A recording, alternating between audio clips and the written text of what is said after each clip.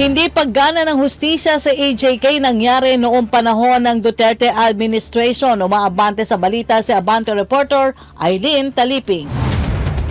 Hindi nangyari sa kasalukuyang administrasyon ang pagsablay ng hustisya para sa mga biktima ng extrajudicial killings, kundi nangyari ito sa nakalipas na administrasyon.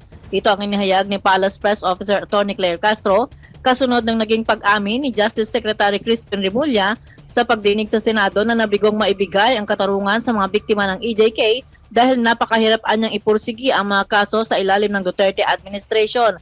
Dahil dito, sinabi ni Castro na hindi tumitigil sa ngayon ang Marcos administration upang magtuloy-tuloy ang pagbibigay hustisya sa mga biktima ng illegal na droga. Nakikitaan niya ngayon kung paano magtrabaho ang administrasyon tulad ng tuloy-tuloy na paglaban sa illegal na droga kahit hindi hahayaang ipagwalang bahala ang mga kasong may kinalaman sa pinagbabawal na gamot. Sinabi ni Castro na basta kumpleto ang mga ebidensyang ipapakita sa korte ay tiyak na aaksyonan agad ito ng DOJ. Ako si Eileen Taliping ng Abante Radyo. Ito ang balitang mabilis, mabangis at walang mentis.